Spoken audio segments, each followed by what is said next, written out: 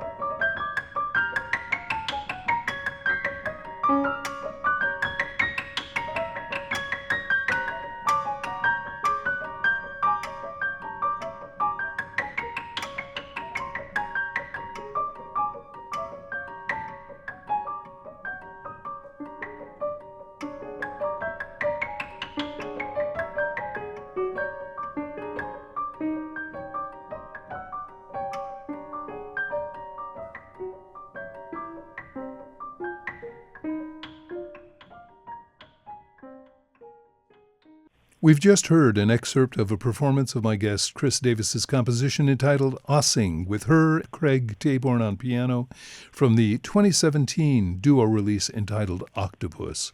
Kris was named the 2017 Rising Star Pianist and the 2018 Rising Star Artist in Downbeat magazine.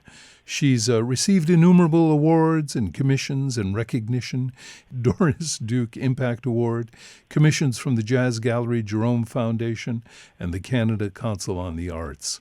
She is the Associate Program Director of the Creative Development for the Institute Jazz and Gender Justice at Berklee College of Music. I'm going to ask her about all of these various things that she is doing. Kris, welcome to Musicians Speak. So very glad to have this opportunity to speak with you.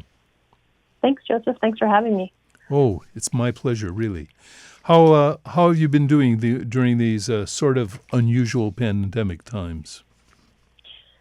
It's up and down, but I'm managing okay. I've been teaching quite a bit online and trying to compose a little bit, and then just spend more time with my family and watch all the craziness around me pass by.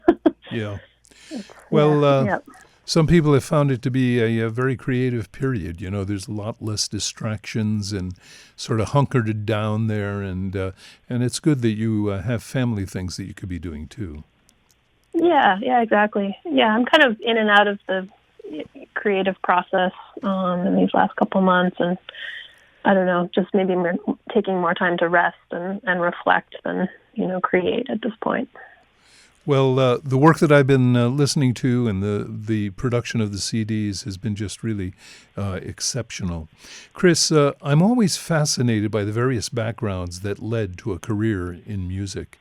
On one hand, you have folks like Herbie Hancock, who soloed with the Chicago Symphony at the age of 11, and Eddie Palmieri performing at Carnegie Hall at a very young age, and others who came into music at later times in their lives. Might you tell our listeners a little bit about your early musical years in Canada, and then what eventually brought you to the States? Yeah, absolutely. I started playing classical piano when I was about 6. And when I went into junior high school, they had a really great jazz band and a great music teacher named Kevin Wilms. And I wanted to try out for the band and, made it in. I had never really played with another person. And I remember auditioning for the jazz band and my teacher playing drums, and I couldn't keep time with him at all. But it was... So from what playing kind classical piano, I could kind of move the tempo in and out, but this was a totally different thing. From the age of 6 until high school, were you studying piano, but were you playing in little recitals or anything like that? Yeah, I was playing recitals, and I was participating in the Royal Conservatory of Music, which is like a grade program that a lot of kids do in Canada. So I do like piano exams once a year and perform scales and pieces and all of that, and then recitals. And I was, I'm so grateful that I went through that program, but it was very stressful for me. And I would get, I'd be throwing up before these exams, and it was tough. So I'm grateful now, but at the time it was a struggle. Right. The early education for students in music can be quite rigorous. And I don't know, do you know much about the Suzuki method of early music training? A little bit, but not that much. Yeah, it's a joyous experience between usually the mother and the child and the teacher, or the father, the child, and the teacher. And it really has to do with really the love of creating something. It's a very different approach than we have so oftentimes in the West. Mm-hmm. So how did you migrate to jazz? Well, I think, it was sort of a response to that, where I was playing with others and just really enjoying making music with other people, and that pressure was gone, and the joy really came out through improvising and playing with others. Mm-hmm. So joining the band at school, and there were some other young musicians that were also really passionate about jazz, and we would play in the drummer's basement every weekend and listen to records together and go to jam sessions together. Uh-huh. We had a little scene going on, and it was good education. Did you do any Did you do any gigs when you were in high school? Oh yeah, absolutely. Yeah. I was playing at restaurants and cafes and accompanying choirs and all sorts of things. Oh, yeah. Good. And you like that, huh? Yeah. No, I loved it. I loved it, and I loved making money at it.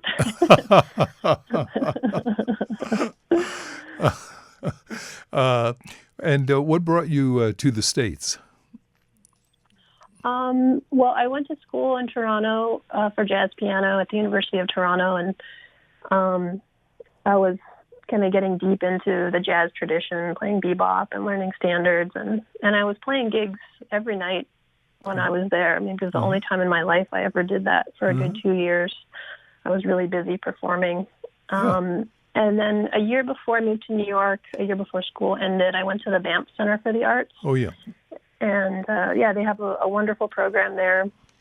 It's been going for decades now. And I went in 97 and also in 2000.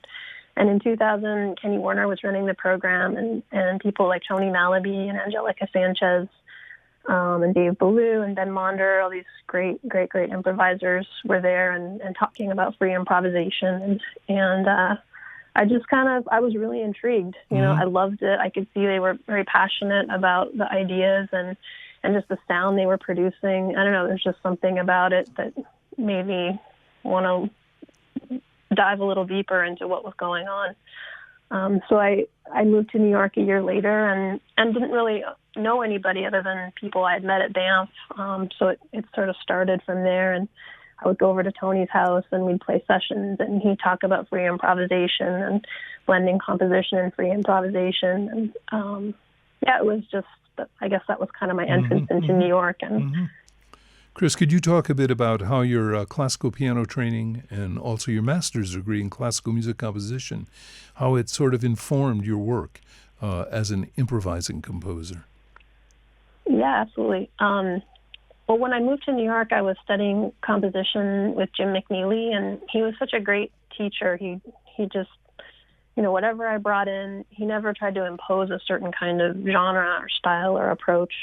He really kind of addressed the issues that I was having and taught me, how to think like a composer and how to solve problems, sort of in my own way that was right for the music. And so I was playing a lot of contemporary classical music at that time that was informing both my compositions and my improvisations. And I guess, at some point I wanted to go back and get a master's degree so that I could teach. And it felt right to study something other than jazz for my master's. And so I studied classical composition, and, it just kind of fed into all the ideas I was already having and applying to my own music and improvisation. And so, it just kept blooming from that experience. I see. In a 2016 release entitled Duopoly, you do a series of duets with Bill Frisell, Julian Lage, Craig Taborn, Angelica Sanchez, Billy Drummond, Marcus Gilmore, Tim Byrne, and Don Byron. What was your process of sort of deciding which musicians you would be working with on that release? Well, I tried to pick, first of all, musicians that I really admired. So that was sort of step number one. And then I wanted to pick people either that I had played with in other contexts but never had sort of an intimate duo conversation through the music. And so, like, I had played with Bill Frisell on Kermit Driscoll's record, and I had played with Don Byron a little bit in his projects, and with Tim Byrne a little bit in duo settings. So, I don't know, I wanted to kind of connect with these musicians and explore the duo, that intimate conversation that can happen in duo playing with these particular folks. It's really interesting that each musician on the recording performs what you've labeled as a tune, and then later in the disc, each performs a free improvisation. And I really enjoyed listening to that in that manner. In older styles of jazz, a tune or a piece or a song would usually have, the melody and actual or implied harmonic underpinnings that would be the basis for the improvisation. On your tunes, how open are the improvisations? For instance, is there a time structure, a harmonic base, a melodic sequence, or other indications to the performer about the improvisation, or is it totally open? One of the things about this project was that it was also a meeting in the studio, so there was no rehearsal, and it was really trying to capture the spontaneity and first meeting with these artists. And so the pieces, some of them had structures, like the piece I played with Bill Frisell was more structured harmonically and melodically. Some of the pieces, like the piece I played with Julian Lage, I think we did like 8 or 10 takes of that tune because it was a new tune for me that I wrote, and I didn't really know what I wanted to do with it. And so we tried it in all different ways and sort of found the best way for us. And even on the tune Aeriol that I play with Billy Drummond, I really stretched that tune out. And so you hear the melody and the form, but I move in and out of the form, and that was possible, of course, with drums that, they're not laying down any of the harmonic structure. And so we would just be dealing with like phrasing, and there's a lot of freedom in that. How about we give a listen to the opening cut of Duo Polly with your composition Prairie Eyes. It's with you and Bill Frisell. Could you give us a little intro before we listen to this? Yeah, sure. I recorded this tune in, I want to say, 2005. It's on my record, Rye Eclipse.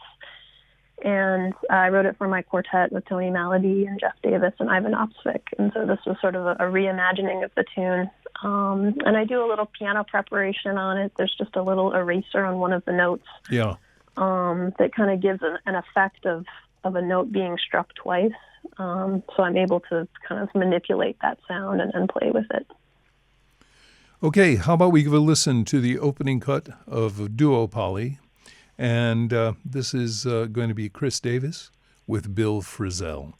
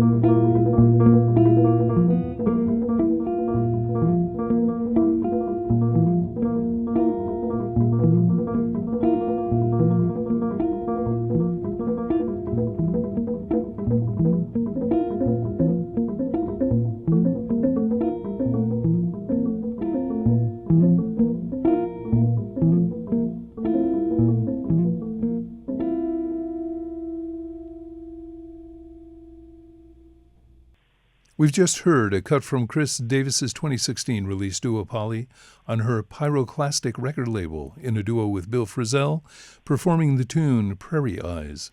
The CD is on Kris's Pyroclastic record label that is available at pyroclasticrecords.com. And, of course, you can get it on Bandcamp also.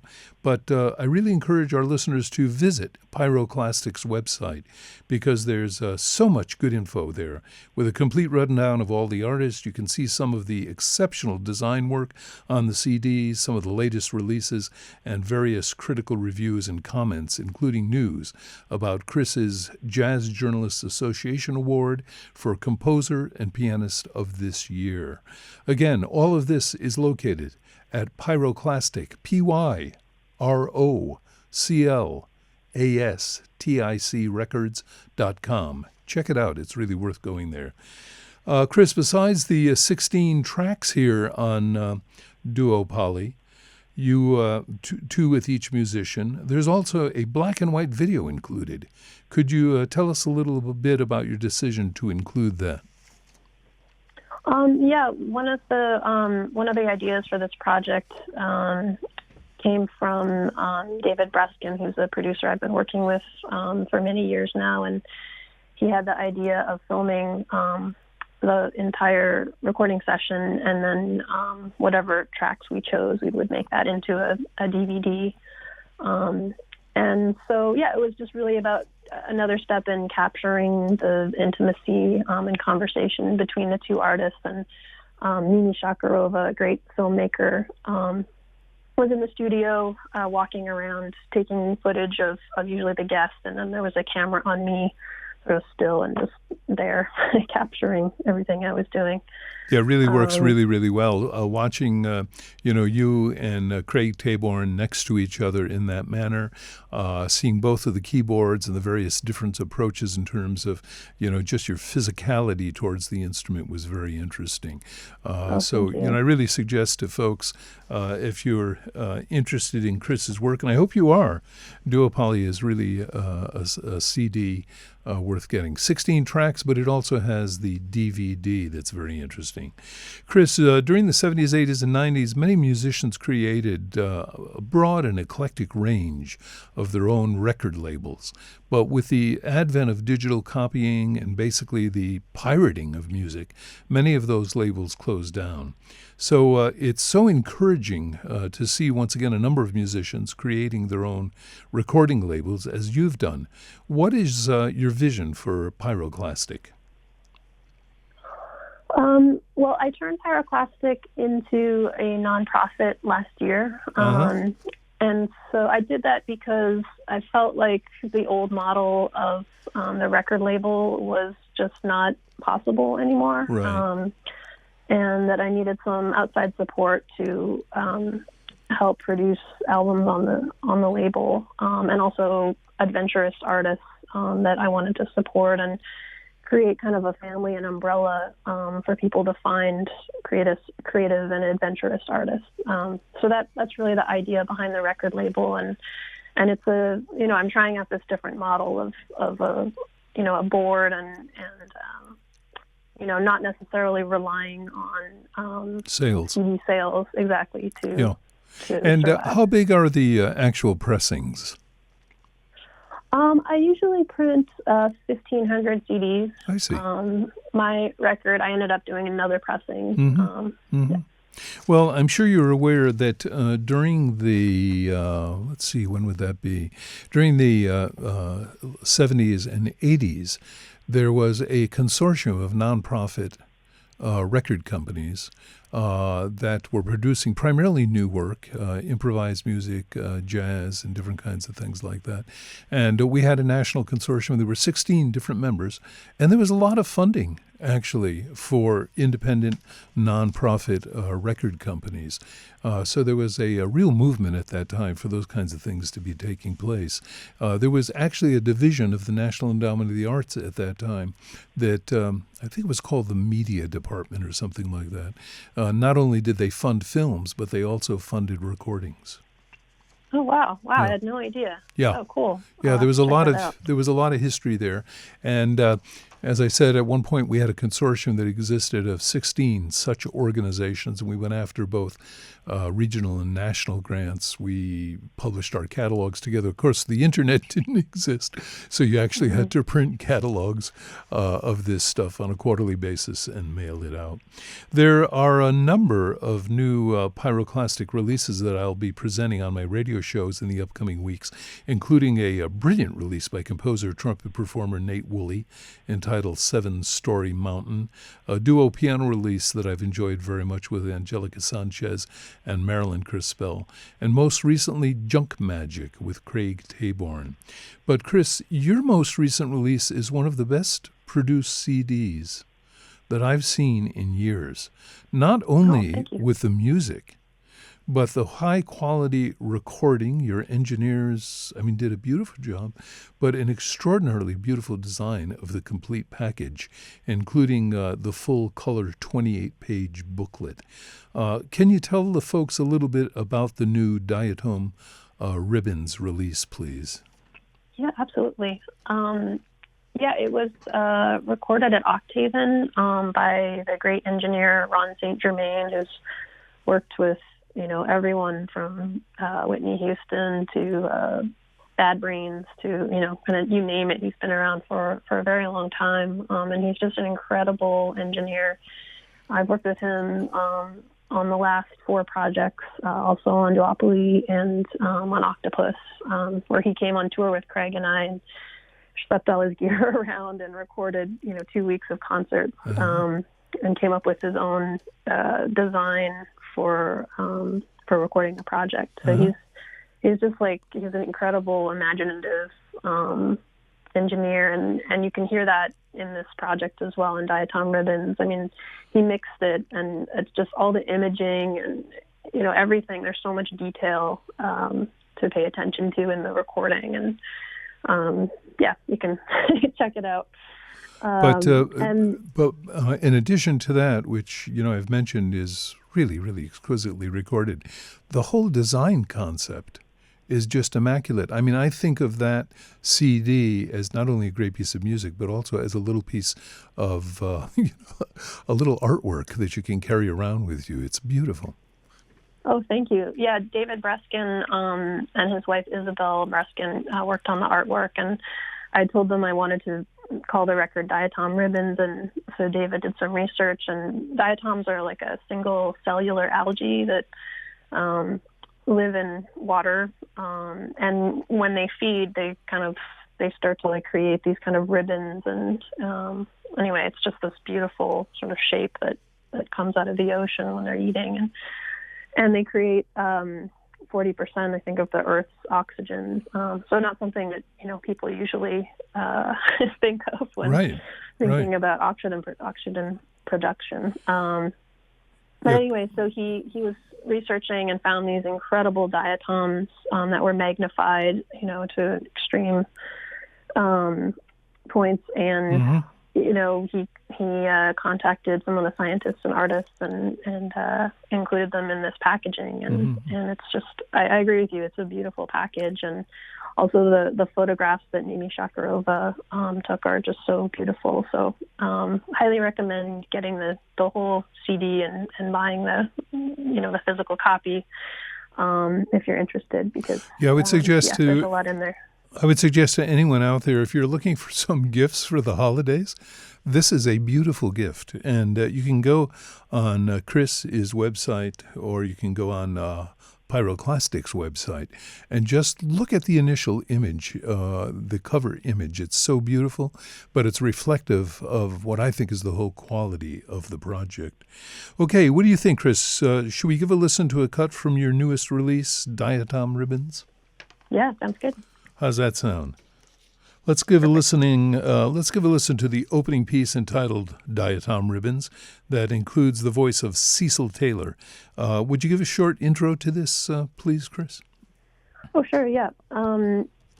Cecil Taylor had passed away a few months before I recorded this album, and I just wanted to pay tribute to him. He's been a big influence on me as a pianist, and I wanted to find a kind of a unique way to pay that tribute. And so I found this really cool clip from him being interviewed by Mary McPartland on piano jazz. And so this is a short clip of him just speaking about what music means to him. And when I heard it, I smiled and just felt inspired. So I included it with this piece. Okay, we're going to give a listen to the opening piece entitled Diatom Ribbons that includes the voice of Cecil Taylor.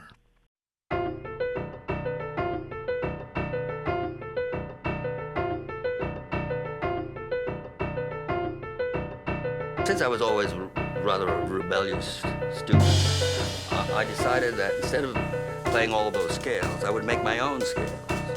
And I would make my own conceptions of the vertical, which is harmonic, the horizontal, which is the linear. And in doing that began the pleasure principle.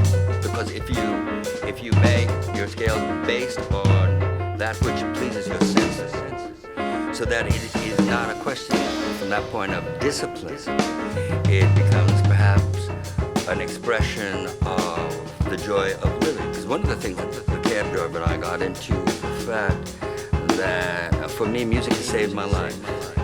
Because it is something that no matter what kind of unfortunate social situation that you might be in, or whatever kind of rage or frustration, the thing that has always brought me back to understanding that there is another purpose of living is music.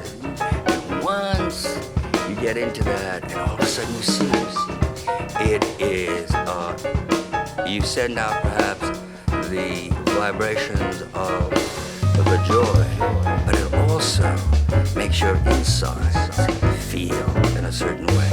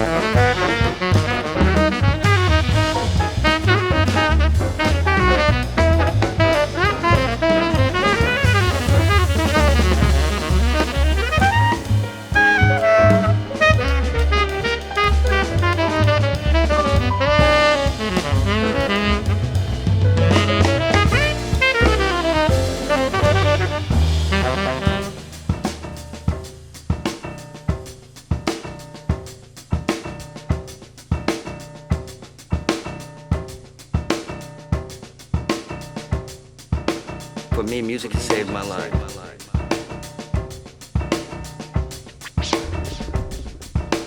Saved my life. So that you never play it the same way twice.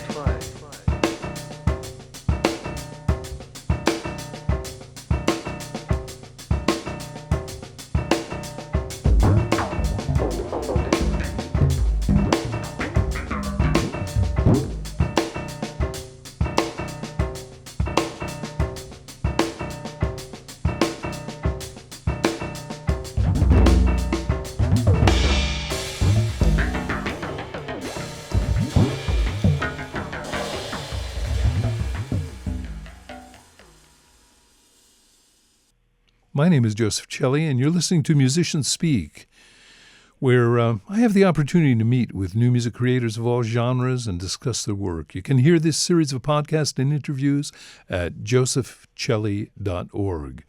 We have just heard Kris Davis's most recent release entitled Diatom Ribbons on the Pyroclastic record label, and I encourage all of you to visit Kris's website. It's full of good information, and it's located at krisdavis.net. That's Kris with a K, K-R-I-S Davis.net. You can find all kinds of good news, all of her releases, reviews, photos, and you can join her mailing list for upcoming performances and releases in the future. Kris, before we wrap it up, our discussion, I was hoping you could tell us about the work that you're doing at the Berklee College of Music with Terri Lyne Carrington and the Jazz and Gender Justice Institute. Yeah, absolutely. So I joined the Institute last year, and we're focusing on issues around gender equity and disparity and patriarchy in jazz. And so some of the work is it happens outside of the Institute through outreach, through corrective work, and through education for other institutions. And some of the work is happening, of course, within the Institute and our actual teaching practices.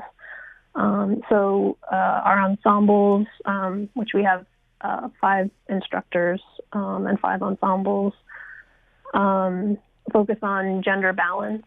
And so we kind of construct the ensembles looking for that sort of balance in mind. We try to incorporate material by women composers and try to find more balance within the actual music that we're creating within the program. Mm-hmm. And then lastly, we have quite a few guest artists that come each week and speak about issues about gender disparity, their own paths in the music. It's been incredible. We've had some really incredible artists. Angela Davis has come multiple times, who's also on the artistic board for the Institute. Cassandra Wilson, Sheila E., Henry Threadgill came, Nicole Mitchell. It's a wide-ranging, space for people to speak about their music and just issues going on in today and where we're going, where we've been, and where we're going. It sounds like such a marvelous program. Are the presentations recorded and available to the public? They're not. We've recorded some of them, but they're not available to the public at this point. Sort of before we wrap this up, are there other things that you would like to mention that I haven't covered at this time? I thought we would go out with one more cut from Diatom Ribbons and a performance of Certain Cells featuring Esperanza Spalding with a text by Gwendolyn Brooks. But before we do that, what else would you like to have our listeners know? Well, actually, I just booked, the Village Vanguard. I was supposed to play there last April, and my week got canceled because of COVID. And so I have another week booked, but they were generous to give me a space to do one of their live streams. And so that was just booked a couple days ago, and I'll be live streaming with the Borderlands Trio, which is one of my favorite trios to play with Stefan Crump and Eric McPherson. And we'll be live streaming on January 8th and 9th. Well, we'll definitely get the word out to our listeners, and I'm sure I'll be getting some information about that. Well, Kris, thank you so very much for joining us here on Musicians Speak, and a very, very special thanks for the great work that you're doing with the music. When the concert halls open up again, I look forward to the opportunity of hearing you possibly in Connecticut, maybe at Firehouse 12, or my coming down to New York City. And thank you, everyone, for listening. We will close with this segment of Musicians Speak with Kris Davis's Certain Cells from her Diatom Ribbons release, featuring vocalists Esperanza Spalding, Nels Klein on guitar, Ches Smith vibes, Trevor Dunn on electric bass, Val Genti at turntables, and Terri Lyne Carrington on drums, and of course, Kris Davis on the piano. I call for you. Cultivation of strength in the dark. Dark gardening in the vertigo cold, in the hot paralysis,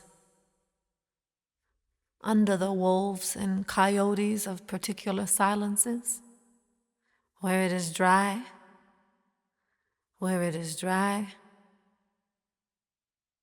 I call for you. Cultivation of victory over long blows that you want to give and blows you are going to get, over what wants to crumble you down, to sicken you. I call for you cultivation of strength to heal and enhance in the non-cheering dark, in the many, many mornings after, in the chalk and choke.